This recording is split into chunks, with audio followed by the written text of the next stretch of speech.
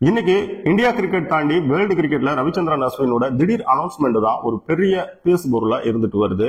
இதுல ஃபர்ஸ்ட் அவரோட அப்பா தன் மகனோட ரிட்டையர்டுக்கான காரணத்தை பத்தி ஒரு ஷாக்கான விஷயத்த சொல்லியிருக்காரு. இதுக்கு அடுத்து ரவிச்சந்திரன் அஸ்வின் சென்னை வந்ததும் முதல் முறையா தன் ரிட்டையர்மெண்ட்டுக்கு பின்னாடி பேசியிருக்காரு. தொடர்ந்து வேர்ல்டு கிரிக்கெட்ல ரவிச்சந்திரன் அஸ்வினோட ரிட்டையர்மெண்ட் பத்தி முன்னாள் ஆஸ்திரேலிய wicket keeping batsman Brad Haddin and முன்னாள் ஃபாஸ்ட் பவுலர் பிரெட்லி இவங்க பேசியிருக்காங்க. இதுக்கு அடுத்து இந்தியாவில் அஸ்வினோட spin seniors Harbhajan Singh and Anil Kumble இவங்களும் இதை பத்தி பேசியிருக்காங்க. இந்த மொத்த விஷயத்தையும் தெரிஞ்சுக்கலாம் வாங்க. ஃபர்ஸ்ட் ரவிச்சந்திரன் அஸ்வினோட அப்பா தன் மகனோட ரிட்டையர்மெண்ட்டுக்கான காரணமா என்ன சொல்றாருன்னா, முதல்ல அஸ்வின் இந்த முடிவு எடுத்தது எங்களுக்கு தெரியாது.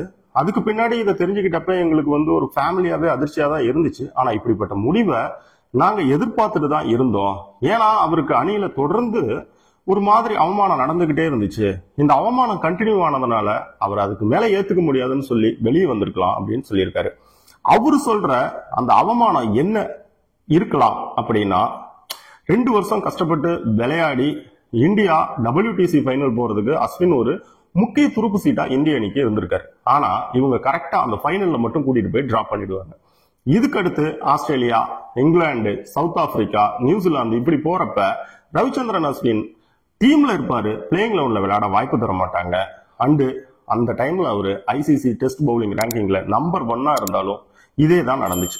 இந்த அவமானம் தான் ரவிச்சந்திரன் அஸ்வினை பாதிச்சிருக்கு அப்படின்னு அவங்க அப்பா வெளிப்படையாவே சொல்றாரு. அடுத்து சென்னை வந்த அஸ்வின் பேசுறப்ப, எனக்கு இந்த ஓய்வு முடிவை எடுத்தது ரொம்ப கடினமாலாம் இல்ல, கொஞ்சம் உணர்ச்சி பூர்வமா இருந்துச்சு. ஆனா எனக்கு இப்ப பெரிய சும போன மாதிரி திருப்தியாகவும் நிம்மதியாகவும் இருக்குன்னு சொல்லியிருக்காரு. இந்த பேச்சுக்கு பின்னாடி என்ன அர்த்தம் இருக்குன்னு நம்மளாலேயே யூகிச்சுக்க முடியும். அவருக்கு இதெல்லாம் ஒரு மாதிரி ஒரு ஸ்ட்ரெஸ்ஸா ரொம்ப இருந்திருக்கு. ஸோ இப்ப ரிலீஸ் ஆனதா அவரு நினைக்கிறாரு. அடுத்து பிராட் ஹேடின் இதை பத்தி சொல்றப்ப என்ன நினைக்கிறாரு அப்படின்னா, ரவிச்சந்திரன் அஸ்வின் 3 டெஸ்ட்ல 3 ஸ்பின்னரை கண்டினியூவா இந்த டீம் மேனேஜ்மெண்ட் விளையாட வச்சதுல செம்மையா ஃப்ரஸ்ட்ரேஷன் ஆயிருக்காரு. அது பார்த்தாலே தெரியுது. ஸோ அவர் ரிட்டையர்மெண்ட்டுக்கு பின்னாடி இது ஒரு முக்கிய காரணமா இருக்கலாம்னு சொல்றாரு. பிரெட்லி சொல்றப்ப என்ன சொல்றாரு அப்படின்னா, அடுத்து மேனேஜ்மெண்ட் என்ன மாதிரியான ஒரு காம்பினேஷன்ல போறாங்கன்னு ரவிச்சந்திரன் அஸ்வின் வெளிப்படையாவே சொல்லியிருக்கலாம். அது அவருக்கு சரிப்பட்டு வந்திருக்காது. சோ இனிமேல் நம்ம இந்த டீம் கூட தொடர்ந்து டிராவல் பண்ண வேணாம்னு சொல்லிட்டு அவர் வெளியே வந்துட்டாருன்னு சொல்லியிருக்காரு. ஹர்பஜன் சிங் சொல்றப்ப என்ன சொல்றாருன்னா, தனி ஒரு பிளேயரா நிறைய மேட்ச் அஸ்வின் ஜெயிச்சிருக்காரு. முதல்ல அவருக்கு என்னோட சல்யூட். நாங்க அவரை மெல்போர்ன் அண்ட் சிட்னில எதிர்பார்த்துட்டு இருந்தோம். அங்க கொஞ்சம் ஸ்பின்னுக்கு ஹெல்ப் இருக்கும், வந்துட்டாரு. அது கொஞ்சம் வருத்தம் தான். பட் இருந்தாலும் அவரு இந்தியா கிரிக்கெட்டுக்காக செஞ்சிருக்கிற விஷயங்கள் பெருசு அப்படின்னு சொல்லியிருக்காரு. அனில் கும்ப்ளே சொல்றப்ப, என்னோட ரெக்கார்டை ரவிச்சந்திரன் அஸ்வின் பீட் பண்ணுன்னு தனிப்பட்ட முறையில நான் ரொம்ப ஆசைப்பட்டேன். ஆனா அது நடக்காம போயிடுச்சு. ஆனா இருந்தாலுமே அவர் இந்தியன் கிரிக்கெட்ல தனி ஒரு வீரரா நின்று பல மேட்ச் ஜெயிச்சு கொடுத்திருக்காரு.